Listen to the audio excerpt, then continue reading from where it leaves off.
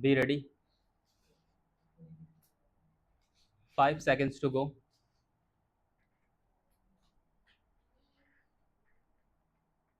Start. Sir, there are three items which are covered by this bill. I support the three items because this bill symbolizes and represents a new national development of having a consensus on certain basic questions. It is also a happy augury that the approach is not a negative approach, and it is not being said that the preamble of the Constitution, in so far it has been changed by the 42nd Amendment in respect of its secular or socialist character, shall go. It is not said that the list of fundamental duties shall go. It is not said that the directive principles which were amended to provide for workers' representation or for legal aid or for conservation of natural resources will go. That is a healthy development. So far as the Congress party is concerned, it has approached the question with an open mind. Regarding the government proposal with regard to internal security, the Congress party has made it clear as a result of experience that it is opposed to internal disturbances as such, and it is against the retention of a clause as to internal disturbances in the event of the armed rebellion.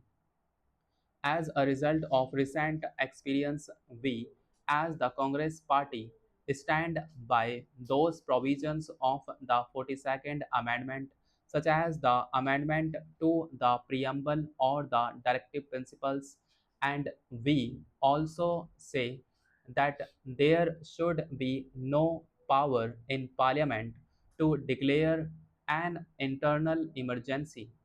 But I would like the law minister to consider this question not merely from the point of view of the 42nd Amendment, but from the point of view of that the Constitution should become a dynamic instrument of socio-economic change to deal with the basic questions that are before the nation. Why did we think of the constitutional amendments? Why did the first constitutional amendment come? Why did Panditji come to parliament with the first constitutional amendment? It was because our legislation for the abolition of Jamidari was struck down. Why did Pandit Nehru come to Parliament in 1955 with the fourth constitutional amendment? Again, it was because our socio-economic legislations were struck down. Therefore, when we consider a constitutional amendment, we have to consider the problems that had arisen. Certain property rights, which became part of the fundamental rights, had stood in the way of various socio-economic legislations like land reforms, etc. The statutory character of the body and the composition of its membership are in themselves evidence of the government's desire that there should not be too much departmental interference with the internal affairs of the universities, while at the same time ensuring that proper standards are maintained and some of the glaring defects of university education removed.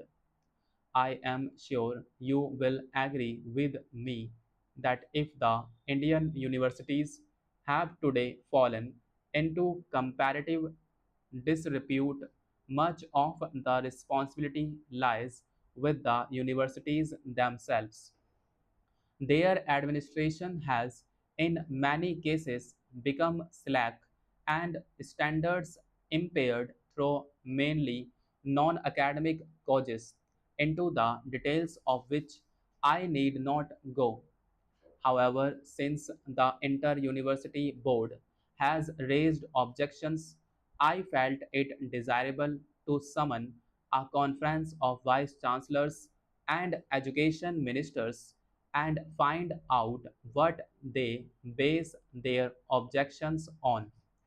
I need hardly add that I am always willing to consider any constructive suggestions they might take or make for the improvement of standards in universities and better coordination of their facilities.